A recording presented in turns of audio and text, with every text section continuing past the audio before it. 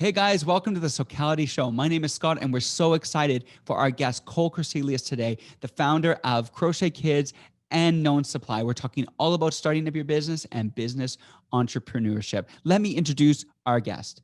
Kohl Crecelius is the co-founder and CEO of two social impact apparel brands, Known Supply and Crochet Kids International. Working with people in developing nations and developed nations, his dream is to see people using their passions to make a positive impact on the world around them.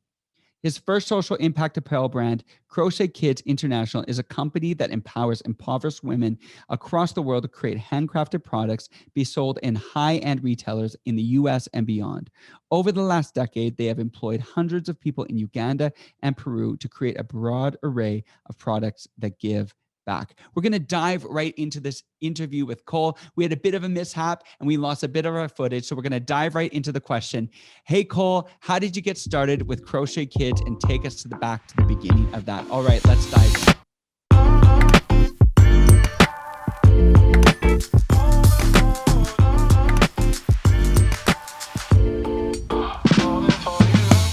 And the thing that really grabbed us from an early point was this concept of extreme poverty, of the fact that, and it's statistically, it's one thing to hear that there are billions of people who live on less than $2 a day.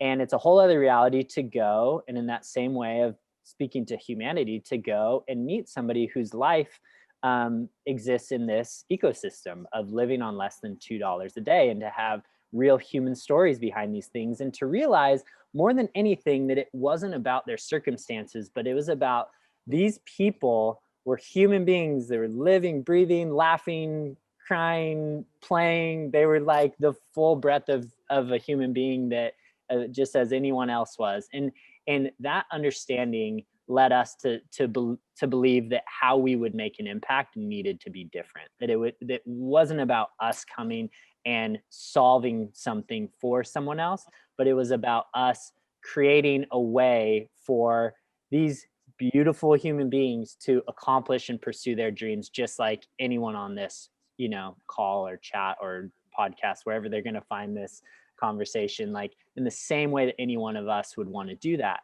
And that led us to this idea that we needed to provide work and jobs, and really what that was more than anything else was dignity. It was the dignity for somebody to earn their own way forward in life, to understand their capabilities and the things that were, that they possessed, and that they could turn those into livelihoods for themselves and their families. And so in 2007, we went, and with a lot of planning and help and all sorts of things, with this soon-to-be organization called Crochet Kids International, we trained women in Uganda how to crochet headwear. And in return, we would sell that headwear and fund this cycle of job creation, mentorship, education for communities in Uganda. And it started very humbly and small, but it started out of that sort of intention of restoring dignity and purpose and value in a population of people who otherwise had been so stripped from him, not only from the hard circumstances, but also from a lot of the failed sort of aid attempts that were, providing handouts or food here or money here, but not sustained growth opportunities. So this is a pretty audacious endeavor to not only try to make an impact in a community a long way from home, but to try to do it in a brand new way, with a model that was important to you, but not a whole lot of examples. What were some obstacles you had to face and overcome to bring a dream that existed within you to the world around you? I think it's the obstacle that any one of us face when pursuing, any important project, whether it be creative or entrepreneurial or what have you, which is the doubt and questions from others, and the self-doubt that sort of spirals as a result of that. As you mentioned, it's like easy to talk about the Crochet Kids model today and sort of nod our heads and be like, yeah, this is great. This is a social enterprise. We have this whole language surrounding, you know, this intersection of business and impact. But in 2006, 2007, people, you know, looked at us like we were crazy. They didn't understand what we wanted to do. They wanted to categorize and put us in buckets that they knew or understood. You know, they wanted to say, are you a nonprofit trying to help people, or are you a business trying to make money? You know, like choose a side, because you have to be in one of these buckets. And we just had to consistently say, no, that's not it. Like, we really want to work sort of somewhere in the gray, somewhere in this in between. So that was one of the big challenges just right out of the gates. And then secondarily and related to that was this idea of what people's perceptions were of impact. So, you know, initially I said we started by training 10 women to crochet and provide, you know, consistent livelihoods for them. And we were so pumped on this. And almost instantly we were met with this cynicism and doubt of like, well, 10 women, you know, like, there are billions of people in poverty. Like, is that all you guys are doing? And it made us feel super terrible about what we were doing for a short period of time. Mm-hmm. And then we had this realization where we said, well, what are you doing?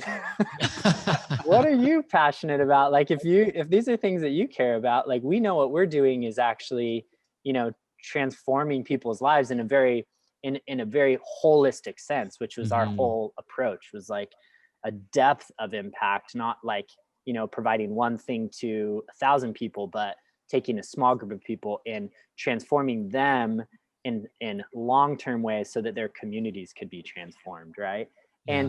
But there was so much resistance, and I think the thing is that we all know is that a lot of that can be well intentioned. It doesn't mean that it doesn't hurt. It doesn't mean that it doesn't cause self-doubt. It doesn't mean that, you know, it's very hard to take in and understand. But I would say those were our biggest challenges. You know, you look at the logistical challenges of operating in Africa and shipping hats, and like, honestly, those kind of paled in comparison to some of those just like more philosophical and ideological challenges that we faced from people just questioning us personally. Yeah. Wow. It's interesting, you know, hearing even just the numbers thing of, you know, it's only 10 people. There's, you know, billions of people who are struggling. And that feels like such a small amount. But each one of those 10 people was someone who mattered so much, had such an insane amount of value. You know, I think if you did, I think of like a woman I love, such as my mother. And I'm like, Kohl, if you invested in the life of one person who matters to me, if you made that kind of a difference in the life of my mother, like, I would be so grateful and like celebrate your impact for the rest of my life. And you do that for 10 people. Like that's insane, right? But it's interesting how quick that perspective can get flipped by criticism. 100%. And you know, it's very much in line with, you know, how we think about our personal impact, you know, or this is already sort of emerging as a theme that we're talking about. And it's like what we think we can control. And I think the most dangerous narrative one of the most dangerous narratives that exists is this idea that if you're going to have an impact, you know, it needs to be impacting 1 million people. If you're going to be doing art, you know, you have to be, you know, Keith Haring or Andy Warhol, you know, you have to change culture. When all reality, it's like, in anyone who's started anything, it's like, it starts that small, and some of them get larger and some of them don't. But the impact, you know, we can't look at impact in such a binary way of like, oh, there's either big impact or there's no impact. Like, we need every single person creating meaningful work in the world if we're going to see meaningful change. You know, and that was the big realization for us, was that like, it's not our responsibility to solve poverty for everyone everywhere. Like, we can make a solid impact in this community in northern Uganda and perhaps others as we grow, but we had to define and understand and know that for ourselves. And then we had to turn the tables on others and say, you know, it sounds like this is an area that you're really passionate about. Like, you should, you know, in a kind way, like, how can you be making an impact with the skills and the gifts that you have? Yeah. And so talking about that, like obviously this is such an inspiring conversation about the impact, but obviously you wanted to grow and you Yeah. wanted to scale and you wanted to make more impact because I think that's why you got into it. So Mhm. what did you do specifically to scale? You talk about the 10 people. Mm. Can you identify a few things that you did in the early days to scale to get to not necessarily where you are today, but just to Mhm. move you forward? Yeah, people were always really sort of confused, like, or we just kept confusing people more and more, because I said there was sort of the initial, starting point of starting very humbly and operating in this interesting intersection of business and impact. Um, and then people were even more perplexed when, like, our first retailer was Nordstrom. Right. Like, what? Like, and it was always funny because, like, I always told people we could tell them what we did until we were blue in the face and how Right. important it was and how impactful it was. And then it'd be like, yeah, like, pat on the back, nice job. Yep. And it's like, oh, well, it's sold to Nordstrom and, then a host of other retailers. And they were like, oh, this is actually interesting. Like, Nordstrom. this is different, and it's I'm like, a okay, loyalty member there. yeah. But one of the things I would say is that we always operated at, like, a level of where we thought we needed to sit, right? And that came from the product that we were designing to, the photography and the imagery, and put out, that we positioned ourselves to fit the places where we wanted to be right from the beginning. That don't misconstrue what I'm saying, and to say that it's like everything was like amazing, because if we look back at, our early marketing campaigns and things now, we'd be like, oh my gosh, that's terrible. But in the time and what we could create with what we had, and then all these sorts of things, it was amazing, and it was recognized in that way. So by the time we had an opportunity to sit down with the Nordstroms of the world, it started to make sense. And then the other thing I would say is that people have this perception that it's like, oh, you're in Nordstrom and now you've made it, or Right. this is the goal. But I'm like, that only happened because we were at every music festival event, anything we could be telling our story person to person. Like, I really believe the most important work we do starts on very small in creating meaningful connections with people, customers, whatever you want to call that, like, whatever you want to call those who support you. Um, and it was that brick by brick mentality. I really don't believe that there's like a fast track to, high growth. And even if there is, I don't think that it has the sustained, sort of power that it needs to like sustain the brand in the long term. So really building relationships, one customer at a time, was another thing that, like, we just pounded the pavement and, told anyone we could what we were up to, and made them believers in the cause. So 15 years later, you've created something that's not only achieving in the areas that you set out, but has become sustainable to the point where you can help other businesses and other individuals around you in their process. And we're going to come to that a little bit later and break that down, because you've been doing some really, really cool work in that way.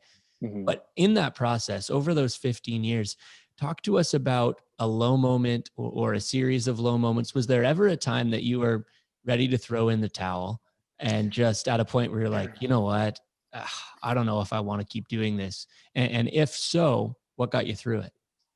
Yeah. I mean, yeah, it's like, it's too easy to, see the bright side, or to see where brands are, people, like, any of these like movements or projects that people do, and to like take a snapshot of where they are today and be like, man, that looked like it was so easy. And it never is. There's always so much more to it. I think for us, one of the like low points of our work was, we had this concept for how we wanted to create impact, that was setting this super high bar, like a bar higher than anyone we knew that was operating kind of in the same space as us, which was like, we wanted to create consistent employment for, at the time, probably 200 people across Uganda and Peru. And, we were going to do that almost no matter what. And so even if orders were kind of, challenged, we would like continue to maintain this high level of impact, and we'd keep making product, we'd keep doing all these things. The realization that we had, it was a hard realization, a hard pill to swallow, was that we also had to rethink our understanding of what impact actually was. Because if we only defined it as employing people and providing all these other program services no matter what, and we didn't work in the sort of big picture of how our business was doing, because at the same time, like, our business was kind of taking a step down for this period of time.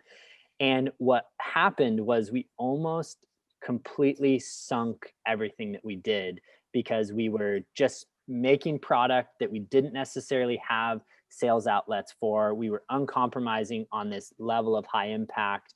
And as a result, our business and everything that, we had going for us was at the potential of just kind of crumbling, because we, were just been swimming in a mountain of inventory here that we couldn't ever dig ourselves out of.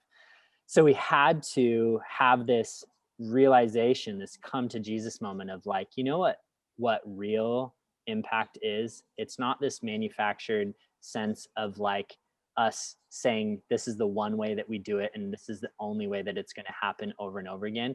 But we had to take this long-term view and say, even if we had to employ people just slightly less, but we could do that for the next 10, 20, 30 years, we're going to have a bigger impact than if we hold this super high bar and burn out in, 5 to 10 years and we're not able to like do anything. We're just, the whole thing just fizzles. And I think there was lessons in that was like so hard to like, felt like giving up on one aspect of what we were doing, but it was really looking toward the long-term idea of sustainable impact. And that was an important shift we had to make mentally. That's cool. Thank you for sharing that, Kohl. Yeah. That was awesome. This is a great conversation. And one thing we love about this conversation is it's live and we've got people asking questions in the Q&A. Zach, is there one there? Because I've seen some people in the chat room that are asking some questions. There's several good ones. Why don't we fire them away? Yeah, there's one that I'll take right now. There's a question from Brett. You talked about the importance of those organic relationships, being as many places as you can, meeting people, and getting invested, getting people invested in what you're doing. Yeah. Brett asks, in the current environment, how do you create and nurture those important personal relationships? And I'm assuming they're the current environment being social distancing, and depending where you are, maybe not being allowed to leave your house at all. How do you create a meaningful relationship? Yeah, I think it's a great, these things are continually evolving, like right before us. The thing I've been really encouraged by has been just the creativity that we've seen people, like the ways that people have spun up conversations just like this show that are adding value in people's lives that wouldn't have necessarily been something that maybe had as much focus a year or 2 years ago. It is different than it has been, in the sense that you're not sitting down and you get to tell this direct story to a complete stranger, no doubt. But it doesn't mean that we can't find meaningful ways to continue those conversations. The things that I know I could even do a better job of, even with our own brands, is like just bringing people into sort of all sides of the work that we're doing, right? Is that vulnerability piece, is asking for help, is telling people where you're at. We so often want to just present this perfect picture of like, yeah, we got it all together, everything's perfect. But the people I respect most, and some of the biggest impacts I've seen during this time, are people just saying, you know, we're struggling during this time. A restaurant that's about to close its doors just saying, hey, we're going to close. Like, we can't do this unless we have your guys' support and the people who rise to the occasion. So I think that I think that vulnerability piece is a big part of making that connection, of helping invite people into your story in ways that they feel like they can make a significant contribution. And then the last thing I would say is, you know, is being on the other side of that. So if we're saying, how do I get people to connect meaningful with the thing I'm building? Like, how often are you connecting in meaningful ways with the things that other people are building, That's right? good. And whether that be, supporting a GoFundMe page or a Kickstarter, or buying somebody's product, or it's like, you all see those memes that go around the internet that are like, here are 10 free ways that you can support a small business, like, without even buying their product. Like, how much you're engaging with other people. I think that we need to like look through that lens as well, because those things, you don't do them for this reason. But it's why it happens, is like those things come full circle in the ways that you get supported, and they're a direct correlation to how you're supporting other people. And a real practical example of this was something you and your team did with a few local coffee shops in your area. Yeah. I remember because I hopped on one of those shirts and I was just telling everyone around me, like, this is so cool. Yeah. Look what they did. Talk to us a little bit about the coffee shop project, just a real quick overview. And then maybe what sort of relational depth impact did you see from making that choice? Yeah. So, I'm a firm believer in the fact that, like, we all have to use the skills and the tools or the resources that we have to like make a positive impact when we're in a position to do so. And we're looking at this crisis early last year, restaurants closing down, coffee shops, just everyone in this tailspin.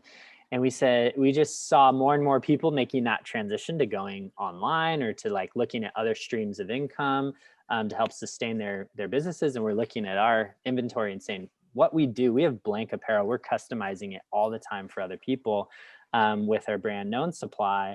So why don't we do something to like support our local community? And there was a group of about 7 coffee shops that came together. We worked with an artist friend of mine to come up with a graphic, and sold mugs and t-shirts, and we raised like $7,000 or $8,000 to be split up between these shops. And these were just like checks handed to like baristas and people who otherwise were impacted. And that was so fun because it was local. It was like, these are the shops that I patron every day, and that I love coffee. So I'm like, I'm making an investment in something that I love and want to see stick around. But at the same time, supporting people who, are otherwise hurting. And it wasn't a huge, thing on our side. It was like totally feasible, doable. And everyone got to share about it in the community in ways that like just expanded the reach in important ways. Very cool. Yeah. That is awesome. We want to get into a few more things here. Okay. This is awesome, by the way. Talking about the startup days, what are some unrealistic expectations people have when they start up a business? Yeah. Unrealistic expectations. One, just personally, I think there's this expectation that like this thing's gonna pay me right away. I mean, even with people don't like, I like to help people understand our journey, which was like, we for 4 or 5 years when we first started all had second jobs. At night, working 4 or 5 nights a week at a restaurant and 5 days a week at at Crochet Kids in the early days to get this thing started. And like, I don't like the way that we've sort of defined like hustle culture today, and like how it's like we always need to be hustling and always busy. Like I really don't like that. But there's this kind of grit that's very important in any entrepreneurial endeavor, which is just like, you you got to find the ways to support your livelihood so you can invest into the thing that you want to do. I think the maybe another misconception is like what it actually costs to do business. And these are things that even in more recent years that it's taken a long time for us to get to an understanding of what our margin is on the product that we sell, and looking at all the inputs that it takes to run something, and then the end result and what you are actually able to sell. There's some really great resources online, especially for people trying to run direct to consumer businesses, online businesses, and creating an understanding around how expensive it actually is to do these things. I think that too often people, say, oh, well, this is what my product costs, when I buy it from a vendor or wherever, and then this is what I sell it for.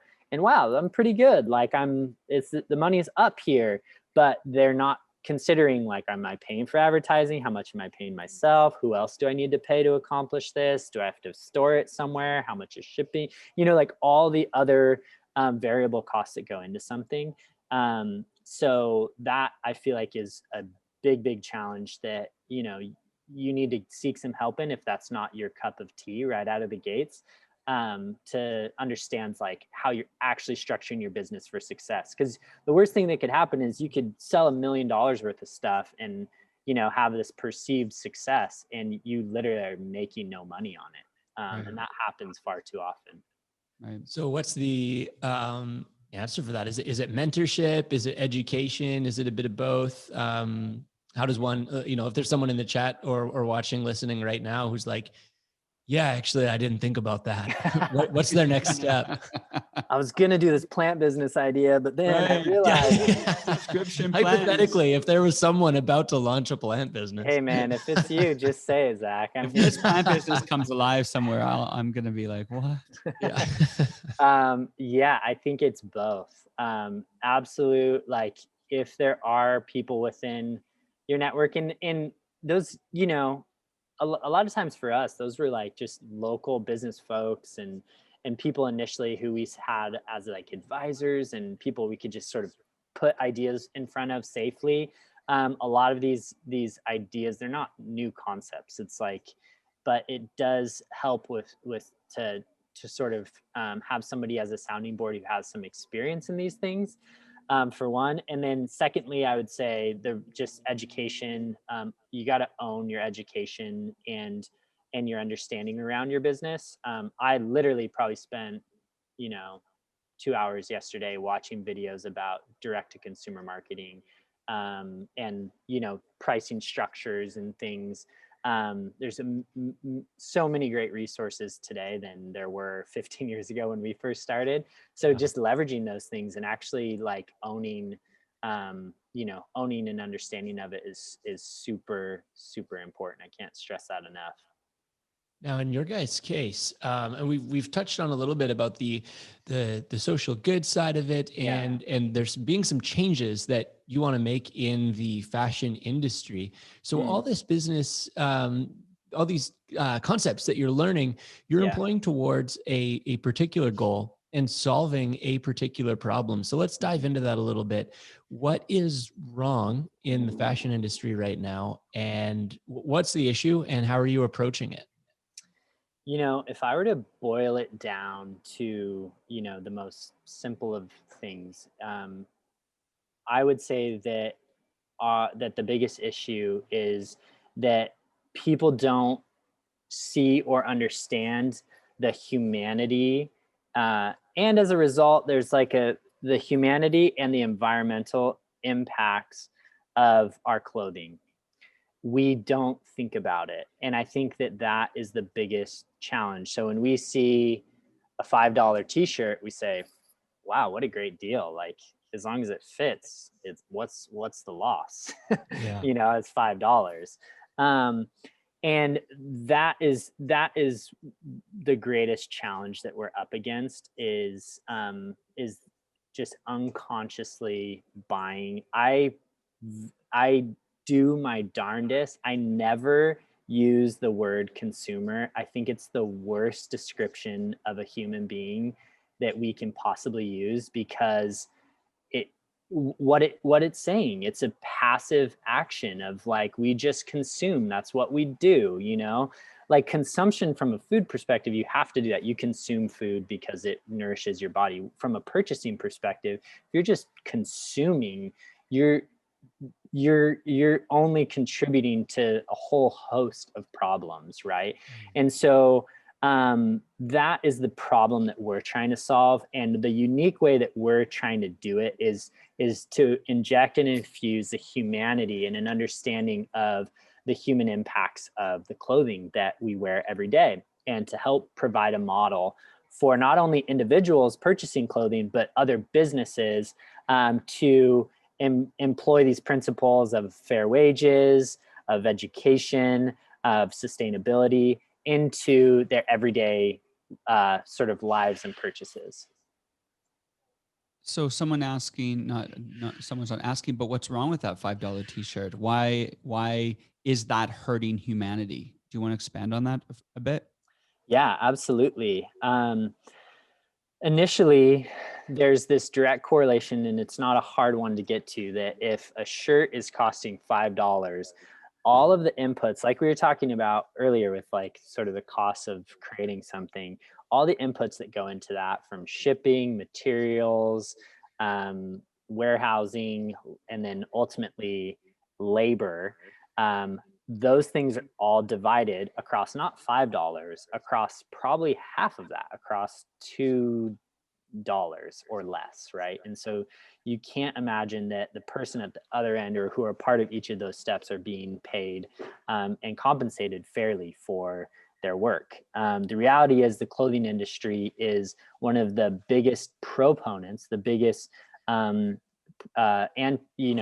I was going to say antagonists. I don't know, but the biggest problems for modern day slavery, for human trafficking, indentured servitude. There are people trapped in really bad circumstances because of clothing production.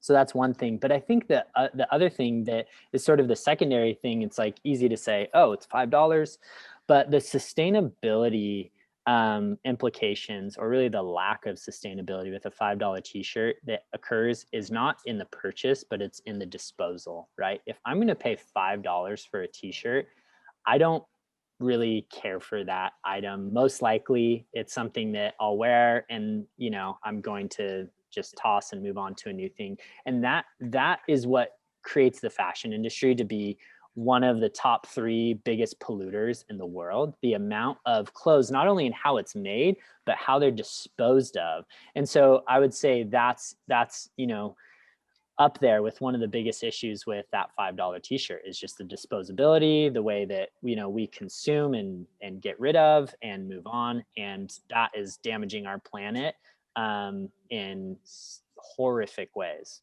So if fast fashion is damaging the planet we live on and the people who live on it in a profound way, because modern day slavery is not an inconvenience, it's an absolute human tragedy. Yeah. Why is this conversation not happening more? Like, why am I going to log off from this and drive past a billboard advertising the same harm you just talked about? How do we get here? I think it's absolutely that. And I think that it's just years of being trained in what it means, what our role is as shoppers, as consumers. I think so much of that's sort of ingrained in who we are. The incentives for business, how they're incentivized to drive costs down, to look for other manufacturing sources as a result of those costs, because historically there's been one narrative, or not historically, really within I think the last like handful of decades, 3 or 4, it's like there's this understanding that from a economics perspective, the role of a business was to maximize shareholder value above all else. And as a result, what do? If you're going to maximize a shareholder value, if they're the stakeholder that matters the most because they're investing into these companies that are, being funded or publicly traded or those sorts of things, then if that is their sole stakeholder, then everything else is a means to that end, right? And so how I get my product, where I get it from, how much I pay for those things, if they're not accomplishing that end goal of maximizing shareholder value, then I'm failing at my mission. What's happening is that those things are starting to change, which is what is more encouraging, is the the rise in social impact investing, the rise in businesses looking at a triple bottom line, and people understanding sustainability as a core business principle, not like a nice to have. Those types of things are changing, and structures will begin to change, but it's just such a slow process before accountability is happening at sort of that high incentive level of like H&M changing their ways because they have to. Right now, it's like they're having to change their ways to meet sort of the underswell of consumer demand that's taking place. There's a little bit of pressure maybe at the top, but not much at all. And we want to. Go ahead, Scott. No, go ahead. I was going to say this is really eye-opening, and a lot of people in the chat are referring to this. So speak to me. How do I walk into my local mall? How do I make a difference? How do I be informed to buy better? Like what questions should I be asking? What should I be looking for? Is there information on a tag? Is there information on a website? Like as a general person going to the mall or a local retailer, how can I make better choices? Mm-hmm. Well, I think there's like one step you probably take is, and I know everyone's circumstances are very different. For one, I don't live in Canada, so I don't know what resources are available. But I think, the one place you start is even in the businesses that you patron, right? Like, are you at the mall, or is there a local boutique that might have the same thing, right? Because there's layers to all of this, right? Mm-hmm. And I think that maybe either too heady or nuanced and interesting, depending on like who's tuning in and where their level's at, is what does like a positive impact look like? And so I think where you're purchasing from, for one, there are like certifications and labels and things that are out there. I personally believe those are great starting points. So whether you're looking for fair trade certified or organic cottons, things that just have sustainability and just fairness in general just baked into them, that's great. But I think that we have to move beyond that.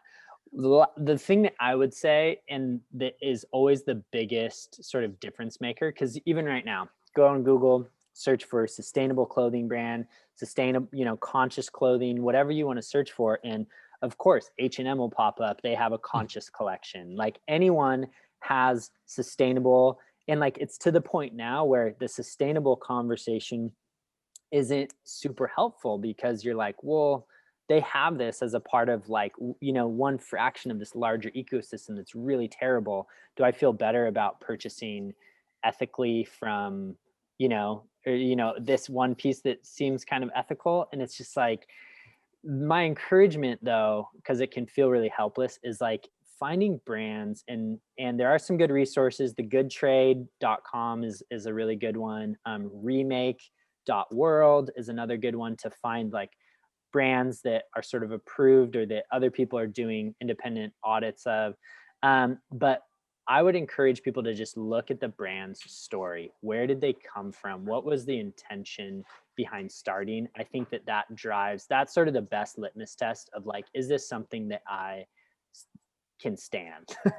Basically, like you were talking about Taylor Stitch, right? Like Taylor Stitch, a menswear brand, their focus is in sustainability, but really on sort of the less but better. Like, I'm going to purchase less, but I'm going to hold on to those things, and they're just built so quality that they're going to last. Like if you looked into their story, it's like you recognize this authentic sense of like, we wanted to do things differently, and we intentionally made steps in our business to arrive here.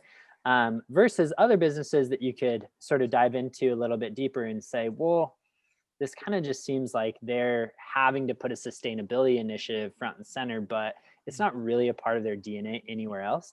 Is that bad? It's kind of questionable. Like, are they just trying to attract a customer? Or are they intentionally trying to lean into some of these things, it's like hard to tell. But I think you just have to, do as best as you can with whatever dollars you have. Buy less is probably the biggest thing you could do. Like, what do you actually need? Buy secondhand is probably the second best thing you could do. And then finding brands that, actually are creating the impact that, aligns with your values would be the third. That's really good. And we want to move on to a few business kind of structure questions, but just while Yeah. we're on this topic, I just want to offer a quick encouragement to the audience and get your thoughts on it, Cole, because I've been on a journey of reassessing my own choices, honestly, after I started spending time with Cole and started asking some of those questions. And for me personally, it's been a bit of a slow process where you make a few choices at a time. And it wasn't like the day after Cole told me this stuff, I just had a bonfire in my backyard and burned everything I didn't want anymore. But over a period of time, I started buying less and then started replacing pieces in my wardrobe with things that would last longer. And over a period of time, I've got to a place where I feel a little bit like there's more integrity in what I'm wearing. But it didn't happen in one day, and it happened a few small choices at a time. So I just want to encourage anyone who's, if you're hearing this and you feel moved by it and daunted by it simultaneously, I think that means probably that your heart's in the right place. So don't be discouraged, and start small, start somewhere, and don't feel like it all has to be tomorrow. What do you think about that, Cole? Yeah, absolutely. It's like it's true. Like the saying's true that the most sustainable clothing that you have is the stuff you already own. So like, it's easy to look at those things and be like, oh, well, I bought that from there and, I feel kind of weird about, but like those things, like if you're using them, own them. And that's great, and use them as long as you can. You don't need to sort of do what we said, have the bonfire, although that sounds kind of fun. I don't know. Is that a safe, disposable way? Yeah, I can't say guess, from I don't a know. scientific perspective that that's probably the safest way, but yeah, I think starting small, there's a lot of conversation around like, being imperfect, Right. sustainability people, like starting small and taking steps. Cause I think as with anything, it's like the gap feels really big when you're like, oh, I have to move from this point of having never really thought about this to like perfect sustainability vegan influencer guru on all social media. It's like, you don't, those people can be those people, but you can start your journey in the places that make the most sense. Yeah, and I think it's education, learning, and passing on knowledge. And like I agree with you, Zach, and Cole, baby steps. And just now that you know something, when you know better, you can do better. Yeah, and so it's awareness, right? Like I'm learning things too.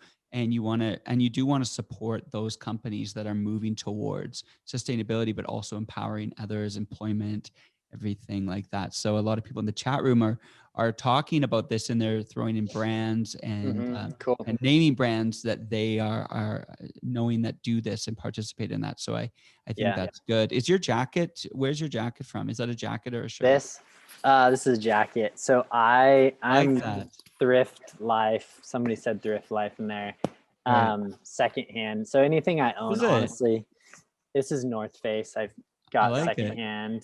So I either wear our brands or secondhand. Yeah, you're rocking it. Now, earlier you mentioned there's a bit of two different camps that people were trying to define your business as. Is it a nonprofit for others' good, or is it a business to make money? And you mentioned a gray area that at the time people thought you were crazy or an anomaly for trying to occupy. So talk to us. What's that gray area? What does that look like now? Has that caught on? What does it mean to be for profit and for good? Yeah, it's cool. I think any one of us now in this conversation, or whoever's listening, is aware of this concept of like business can be a force for good, which that in and of itself we can't undermine. We can't, it's easy to feel like that's commonplace, but the reality is that didn't exist 8 or 10 years ago, probably. Like that is a new construct, a new thought, which is progress, which is really cool. Because people will also say like, well, these things will never change. And it's like, no, these things are changing. They have changed already. So that is cool. What does it look like to operate in that space? I still believe it's like setting yourself up for infinitely more complex business challenges, because you're not just going with the, path of least resistance. It's like if you wanted to find a clothing factory that made a t-shirt for the cheapest price, there's, I don't know, 1,000 of them maybe around the world, or maybe more. But when you're looking to want to do fair trade, which we do, we work with the organization Fair Trade USA. It's the Fair Trade certified logo that most of us know. There's 44 factories, and not all of them make t-shirts. That's just within the apparel alone. So, right, like there's limitations and things that you have to work within. Obviously, I believe that sort of, those types of guardrails and constructs help like creativity to flourish a little bit more, because you're working with what you have. But it means, some more challenges. It means value and like meaningful work, which feels really great, which I know you guys can attest to. And I think it's what we all strive for, is like that our work is making a positive contribution in life, in the world, in our community, and whatever. But that's what working in that gray means. It's a little bit trickier, but it's a lot more purposeful. And it means getting really creative in, I think, healthy ways, like having to think about how you do your business and how you market to people in non-traditional ways. This is just incredible. I love hearing all. Someone said, "Let's go thrift shopping." They're already organizing a thrift shopping excursion, and of course, check out Crochet Kids and Known Supply. Just real quick, do you just want to shed some light on what Known Supply is and what you do? Yeah, so the one thing that I'll sort of mention was about 10 years into our work with Crochet Kids, because we sort of touched on that, we started to look at what our impact was, and how we could further this concept of like bringing humanity into the clothing and the conversation of how our clothes are made, right? So we started with fair wages, and with Crochet Kids, every one of our products was hand signed, came with a label that had the signature of the person who made it, and you could go online and read more about that person. And that was like one step in that direction. But what we saw with the evolution of, sort of ethical fashion and the growing interest in it was like, we saw an opportunity to, instead of being about building our own vertical of creating, more products that were branded Crochet Kids, or even as we launched Known Supply, that we had an opportunity for education in a lot broader sense, which was, what if we took this concept of fair and ethical production, and what if, instead of just selling our own products, what if we equipped hundreds and thousands of businesses, nonprofit organizations, events, Socalities, with product that was made in this fair way, so that they could tell that story with us. And that instead of us saying we're the one, source, we're the people who, have this connection to the maker, what if anybody could be a part of that story with us? And how would that change the landscape of how people shopped and what they expected out of what they shopped? Because if they bought from this coffee shop, and they bought from Socality, and they bought from Known Supply, all with this amazing transparency and these high values, like they would start to expect that from other places that they shopped, right? That it wasn't like, oh, I shopped for this one brand for this one thing, but it's like, no, we need to make this commonplace. And that's what Known Supply really does, is we're trying to make this concept of fair trade, ethical, sustainable fashion ubiquitous, so that, it's something that we all do, and it's something that we all come to expect. And we do that through those sorts of partnerships and collaborations, selling our own product, but also customizing our product for other people. Nice. And that solved one of the problems you brought up about, as a business owner, trying to find suppliers sometimes can be restrictive when you do have those boundaries you're putting on yourself. And you've made that possible for, like, even for Socality, right? We now have someone we can lean on for that stuff. So So thanks for doing that. My pleasure. Yeah, it's Thank a you. win-win. And it's that idea that like, okay, we have this, when we talked about like that point in our business where like it was kind of the low point where we couldn't provide as much, consistent wages and income and business for our producers, it sort of solves that problem too. That like more people will have jobs being paid fair wages if we are a conduit to help, hundreds of other businesses produce product in this way too, right? Then it's like the impact on the ground becomes much greater also. Totally. We're coming to the end of our time. I feel Okay. like we could just We literally could go. We could do this. we could go. all We could day. do this. We could go all day, all night. And you know what? It is really, for some people, they're already on this page. For some people, this is like the first they've ever heard of it. And I'm encouraged as someone to keep investigating and developing the knowledge and educating myself, and then also educating others and supporting, like when you said what you did for your local coffee shops, especially during COVID. I think we've all seen the power of rallying around our local communities, because if our businesses that are in our community aren't around, in a year or two, it's going to impact everybody in their local community. So it's super important that we're all educating ourselves and looking, like we talked about earlier, ways that we all can make a positive influence around us. And sometimes it's all about, I'm not going to order this thing online. I'm going to go spend the money in my local community, because that place, I want to see them survive and thrive. So as we come to our time here, in the end, I wonder if you could give, we always ask our guests a couple things, but a challenge to our community. If you could, and it can be anything. It can be, it doesn't have to be about the way we shop, but it can be. If you were going to challenge everybody listening, what's the Kohl challenge that we can all look at and think about how we can apply to our lives as we move forward? Yeah. So my encouragement is like, from what I know of Socality, it's like it's a group of not only extremely passionate but extremely talented folks who are tapping in to understand how their craft can be better, how they can, accomplish things creatively or in their businesses in ways that are meaningful. And so my challenge always is like, in that sense of like owning who we are and where we know we can have an impact, is maybe this next year finding one project where you can combine the thing that you personally are good at and the thing that you are personally passionate about, and using those things together to support that cause.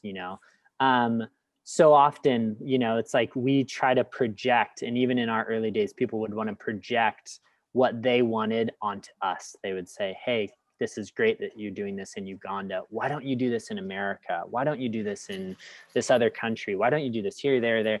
And it was always like, wait, we are operating at this intersection of the skill that we have of crochet, of business and fashion, and serving a community that we're very passionate about and have connections to in Uganda. And that was that. What we need is everyone else in the world really to pursue using the thing that they have that is, uniquely their skill set, and using that to make a positive impact in an area that's passionate to them. Like it's not about doing almost anything else. That could be your local high school, or, a local sport. It could be a local program. It could be something international. Like those, it doesn't matter what. It just matters that you're doing something and you're using the things that you love. Because like if you already love doing photography, then doing it for something that you care about it's like only a win-win. And I know at least you two, and I'm sure many other people on this chat, have had the pleasure of like using those skill sets to make a positive impact. Just like lean into that a little bit more, work it into like your rhythm, maybe in a meaningful and ongoing way.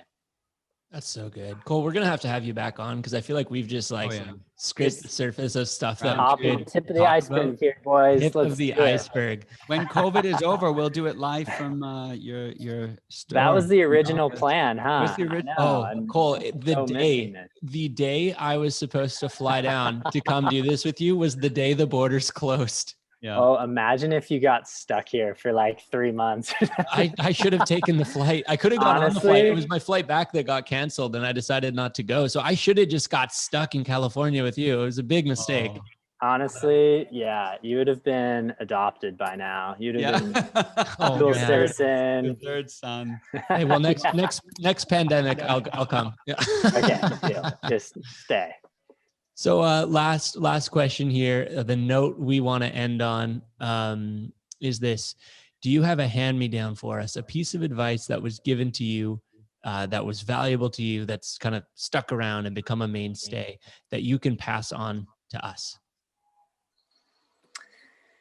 I feel like I've exhausted a lot of my wisdom and hand-me-downs thus far, but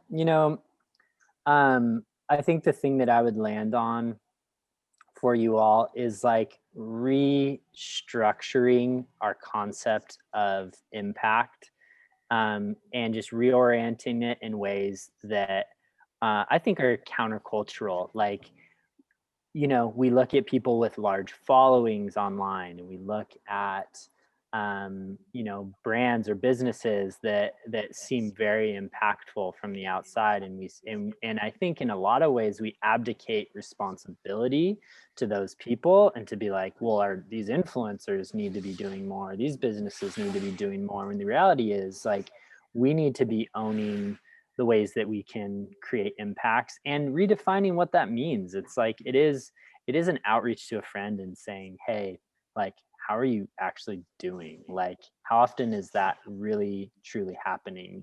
Like I think so much about the legacy of like our work and the things. It's like it's really easy to be like, wow, look at all these things that have been accomplished through Crochet Kids and Known Supply. But it's like, at the end of the day, am I being a good dad? Am I like showing up for my friends? Am I doing the things that really actually matter? And like, what's going to have a bigger impact? I think that's the question. And so my challenge is just to like not minimize that role, or those roles you play, and be reminded of that constantly. That's so good, Cole. Well, thank you so much for taking the time to have this conversation. Every time I leave a chat with you, I realize how possible it is to make a difference. Where I think you have a unique way of communicating, where you get across both the gravity of what it means to be human and the accessibility of doing that well. So thank you for that. Yeah, it's basically like, if I can do it, anyone here can do it. Yeah, that's what I was saying. That's what I. Seriously, it's more than that. It's more than that. But but it should also be that. It's like it is true. You are right. It's a lot of digging deep. It's a lot of persevering, and it's just a lot of keep going, asking the right questions, surrounding yourself with people that are stronger than you in certain areas, and just learning as you go. So I can't thank you enough for spending time with us today. You are a good friend, and friend of Socality, friend of ours, and thanks for all the wisdom over the years. And I know that everybody that has heard you today and will hear you is going to be very impacted. So everyone, show your love for Kohl. Thank you, Kohl. I know you need to get back to business and back to making a difference like you always do. So thank you so much. Yeah. Everyone's thanking you in the chat. So and make sure you get that delivery guy to sign a release form. Yeah. Yeah. He's going viral. So Canadian laws. Yeah.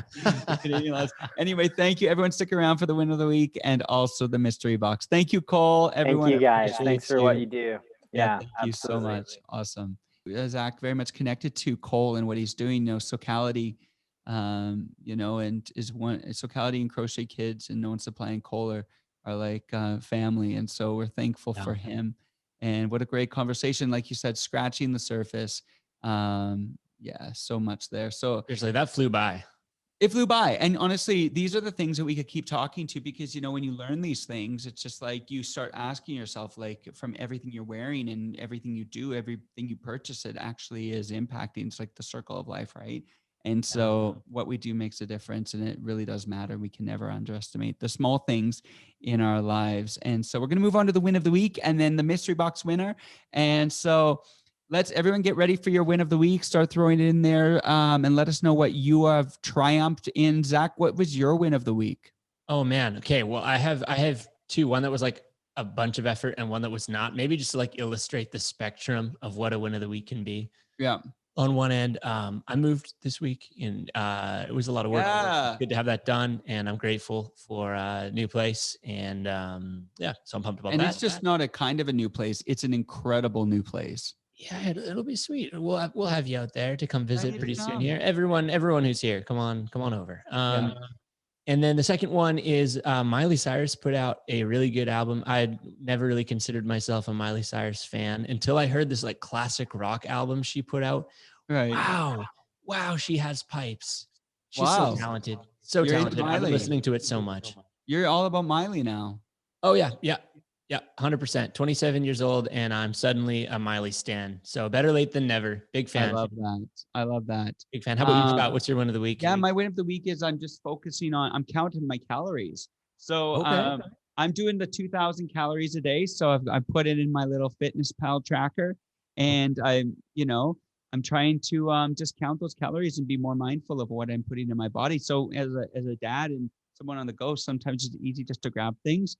I'm trying to be more conscious of what I'm eating and consuming and the amounts in which I'm eating. And I would say I'm moving in a good direction. You feeling good? Is your mind clear? I don't know if my mind's clear. It's getting there maybe, but it's good. It's good. I know that I'm definitely more mindful about if I'm going to eat that, then I need to count those calories. So you just, sometimes you just eat and you forget. So, anyway, someone here, Cindy, is saying she's been making healthy fruits. Oh, I need to hang out with Cindy. Healthy fruit and veggie smoothies for my grandparents, my sister and I, for a week now, every day. And they are loving these smoothies. So I got a Vitamix, so I'm all about these smoothies. You and Cindy need to swap recipes there. Yeah. Kelsey moved to Calgary. That's welcome exciting. here. Another person moving. Welcome. She's in my city. She's in land of the free, home of the brave, Calgary, Alberta. Chloe is saying it was her birthday, so she was getting a take a day off and relax. And I know that Chloe's working really hard in her university. Someone else says they got lots of plants. Happy birthday, Chloe. Jonathan is saying. Jacob's talking about the new Justin Bieber song that dropped. And speaking of that, we have Justin Bieber's photographer, Rory Kramer, doing a Socality Canon workshop on March 21st, 2 days after the new J Biebs album releases. So that's going to be good. Amazing. Erica says, reconnecting to my creativity, leaving work that wasn't as fulfilling impact-wise and purpose. That sounds like a pretty cool, renaissance at this point in your life, Erica. Congratulations. Congratulations. Sarah's saying that she quit her job, but I know the perfect new job for Sarah. What is that? Plant subscription business. Oh yeah, of course. My first my business partner. How could I forget? You're gonna be your business partner. So anyway, it's great. All these wins weeks are so good. Surviving the brain poke COVID test. Valerie said she survived I've never had the COVID test yet. Have you had it? I haven't either. I've avoided that. Things are pretty calm out in Chilliwack, and we've been sticking to it. So I haven't. Yeah. Now that I say that, I'm going to get exposed half an hour after this. Just I know. I opened my mouth. And get this test. I still haven't had the test. Someone's saying Jacob's saying I've been putting the laps on the Peloton. I have been putting the laps, but my wife, she did over 100 Pelotons in I don't know how. They send you a t-shirt when you do over 100. So she got a free t-shirt. That's Jess is just so cool. Jess is so cool. Isn't she cool? She's very cool. She's very cool. And she, I was talking the other day about air fryers as well in my clubhouse. Yeah. And so I've got the Vitamix, we got the Peloton. Now we just need the air fryer. Got the oven in my new place has an air fryer built right in. Are you serious? Yeah. It's built in? Built in. Wow. Have you made anything in it? No. That would make sense. But apparently, can you make something in the air fryer and report back the next show? Oh, 100%. Yeah, I'll have to Google what that even means. But yeah, 100%. I'll do it. How to make things in air fryer. How to air fry. Yeah, I don't know, fry a Mars bar or something. I don't know. We'll see. I think it's supposed to be healthy. Yeah, sure. That's your thing, Scott. That's your win of the week. I'm gonna be listening to Miley Cyrus, Ryan Mars bar, and let us know how it goes. Okay, we got a couple MVPs and we got a couple prizes. Right. Do you have the mystery box? Hey. Oh yeah, I've got it. It's right here underneath, and it's, you know what? It's really heavy, so I don't want to put it up on my desk because I don't want to put my back out. You know. Yeah, we would not want that. No, so I'm just gonna open it here, but it's really cool. So let me just get this key and open it up. Yeah, know what it is. Do you want to announce the winners for us? And I'm gonna tell. Oh, you must have just cracked it open. I think I heard it. We did. I'm glad it didn't make the John Cena. Pixie dust is everywhere. I'm gonna have a mess to clean up now. Yeah. So that noise was because two lovely folks, Erica Sang and Sarah Shoemaker, have won a fantastic prize. And Scott, what do these fantastic folks win?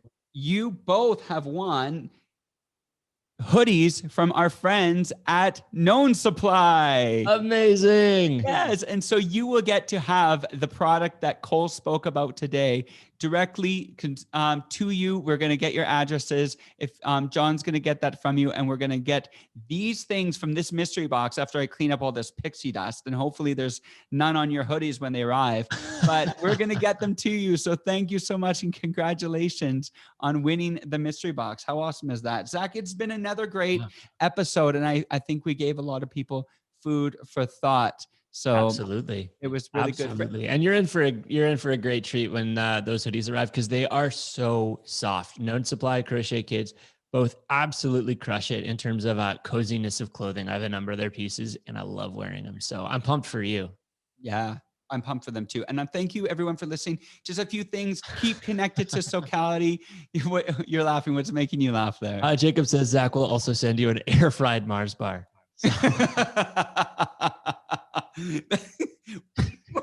I'm always torn between like wanting to look at the chat because I find it like hilarious and fun, and also like not trying to look at the chat when I'm trying to be serious. Because every time I'm like about to ask a guest a question, someone will just be like saying something ridiculous, and it really tests my focus. You guys are actually working out my focus very well. So I appreciate the exercise.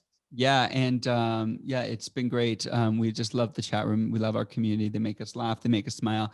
For people, make sure you follow us on Socality, at Socality on Instagram. You can find us on YouTube. Make sure you like and subscribe. And do you want to talk? Just wait. I'm going to say that again because I know this is getting recorded. Yeah, sure. Make sure you like and subscribe to our YouTube channel to keep getting more of this content, and follow us at Socality on Instagram. And if you want to get in touch with the projects Kohl was talking about, you can find them on Instagram at Known Supply and at Crochet Kids, crochet with a K. So you can stay in touch with the awesome projects they have going on. And you can listen to the full episode of this on podcast on Spotify and Apple Podcasts. That sounds like a plan. I think we did our job. Our next guest we have, I didn't tell you this, Prince Harry and Meghan Markle. Apparently they're doing the rounds, so we thought we'd get in on it. Yeah, so, we'll see if we have time for them. I don't know. We might get them on. Apparently they're making the rounds, so I was wondering. Yeah, I'd love to have them on. Great. And Kate and Will after them, because you always need two sides to every story. Yeah, I got a photo of Kate and Will at the thrift shop the other day. Did you really? Like what kind of photo? It was just in a frame that I wanted. You bought it more for the frame? I 100% bought it for the frame. I have a friend who's like super into the Royals though, so I just slipped her the photo. I was like, what an incredible gift. It's a 2-for-1. Yeah, exactly. Everybody wins. Everybody wins. I feel like we're on a good trajectory, but we do need to go. Everyone, thank you so much for joining the show today. Thank you, Kohl. Thank you, Zach. And we'll see you next time. Take care, everybody.